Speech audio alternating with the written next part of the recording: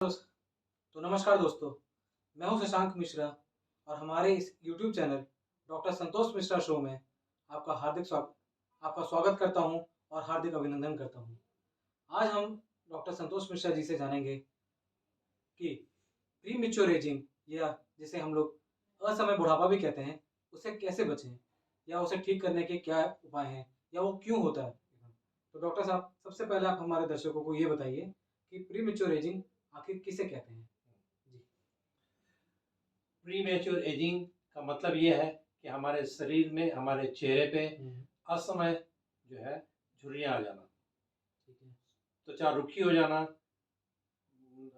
दाग धब्बे होना, है ना, इसमें चमक अपनी खो देना, वो क्या कहते हैं प्री मैच्योर एजिंग कहलाती है। अच्छा। दोस्तों, प्री मैच्योर एजिंग में हमारे शरीर की जो चेहरे की जो स्किन है वो रुखी हो जाती है, चमकहीन हो जाती है, उसमें झुर्रियाँ पड़ने लगती हैं और निशान पड़ने लगते हैं।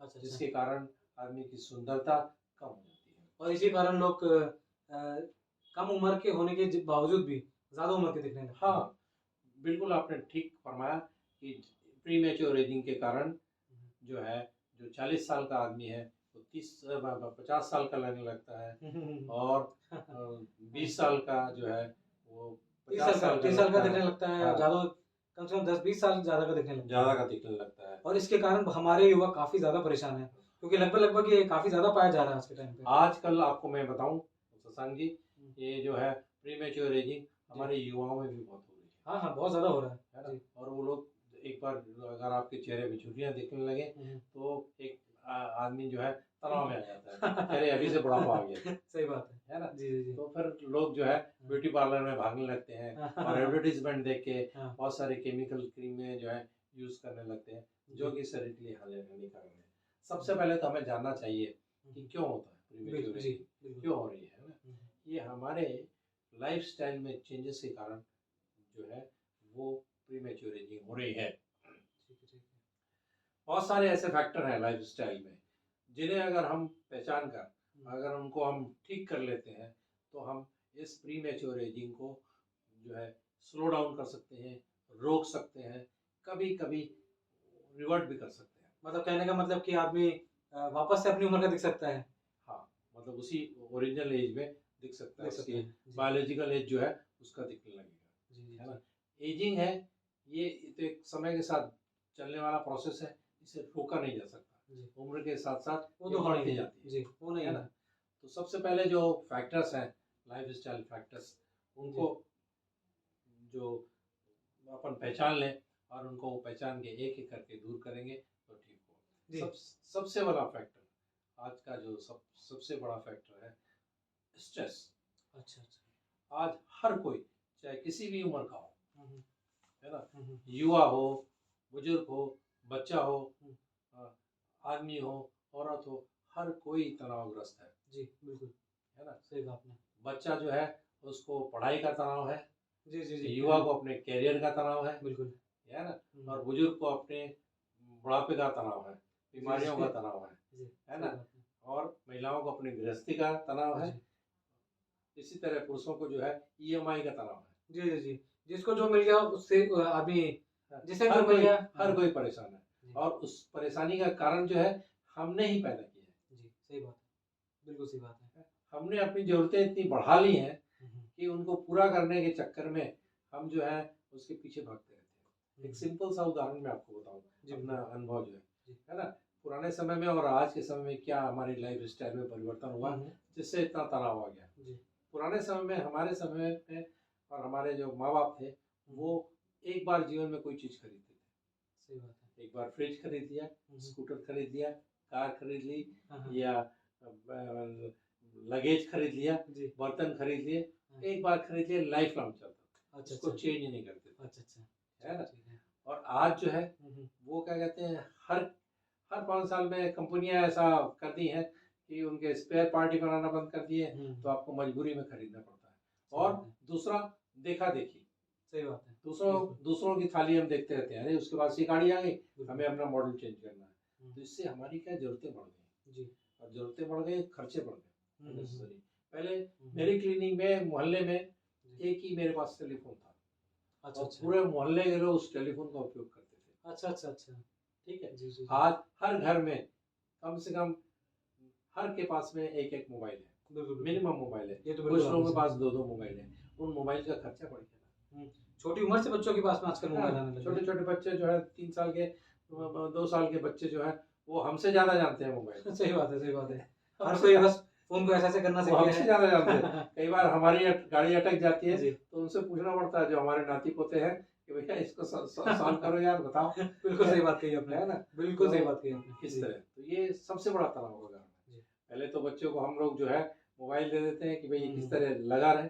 जी सही बात है फिर जब वो उसको आदत लग जाती है तो हम्म, हम छुड़ाने के लिए तनाव में रहते हैं कि ये छोड़ नहीं रहा है हाँ हाँ और हाँ, क्या कहते हैं लगा हुआ है। बिल्कुल तो एक तनाव का कारण रहता है। हाँ हाँ बिल्कुल सही कहा आपने ठीक। तो इस तरह हमने जो है अपनी लाइफ स्टाइल में आमंत्रित किया। उस समय जो है पहले जो है लोग क्या कहते हैं एक दूसरे से मिलते थे, आते थे, है ना। एक दूसरे के यहाँ आते थे, जाते थे, हंसते थे, बोलते थे। सही बात है ठीक है। हंसते थे, बोलते थे, मुस्कुराते थे। तो लोग आने वाले का भी स्वागत करते थे और इंतजार करते रहते थे। सही बात है ना। उससे क्या होता था आदमी के अंदर की जो घुटन रहती थी जी वो हंसने में, दोस्तों के साथ बैठने में निकल जाती थी। जी सही ऑफिस का बात है टेंशन, घर का टेंशन, बच्चों का टेंशन वो सही 1-1.5 घंटे के अंदर में पूरा दूर हो जाता था। सही बात है आजकल सिस्टम खत्म हो गया। हम्म, आजकल आप किसी के यहाँ जाओगे तो टीवी मस्त रहेगा, सही बात है है बिल्कुल ना। सही बात है और आपके पास में टाइम नहीं रहता कि यार ये सीरियल देखना है। तो सोशलाइजेशन आप खत्म हो रहा है। हाँ हाँ और सोशलाइजेशन का भी यही प्रभाव है जी कि जी हमारे अंदर जो है हम अंतर्मुखी होते जा रहे हैं। और जब तक आप बहिर्मुखी नहीं होंगे, बाहर बोलेंगे नहीं, अपने अंदर के उद्गार को जो है अपने विचारों को बाहर प्रकट नहीं करेंगे तो आपको तनाव बढ़ेगा। सही बात है जी है ना।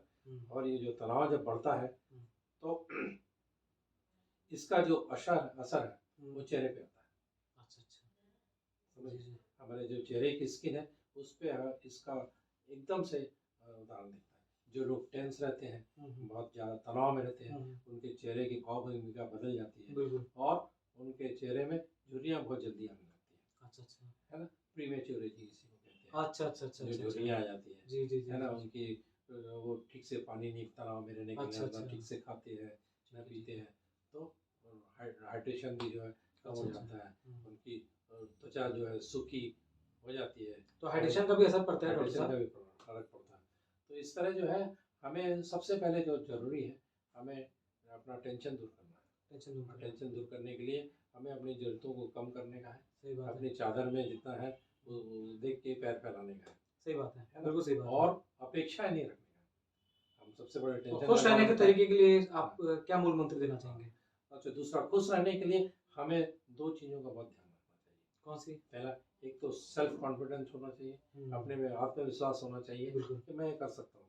है ना। और दूसरा, दूसरों से अपेक्षा ना करें। सही बात है अपेक्षा जो है दुख का, तनाव का मेन कारण होता है। बिल्कुल सही बात है जब बिल्कुल आप ये सोच के चलिए किसी की आप मदद करते हैं या कुछ करते हैं तो पहले की एक कहावत थी, नेकी कर दरिया में डाल। सही बात है बिल्कुल मतलब आप किसी के साथ भलाई करते हैं तो आप भलाई करके भूल जाइए। बिल्कुल बिल्कुल आप अगर अपेक्षा रखेंगे कि फलाने आदमी के साथ मैंने मदद की है जी, और आज में आप उसके पास काम बोलने जाएंगे तो हो सकता है कि वो आपकी मदद ना करें। सही बात है उस समय आपको तनाव होगा।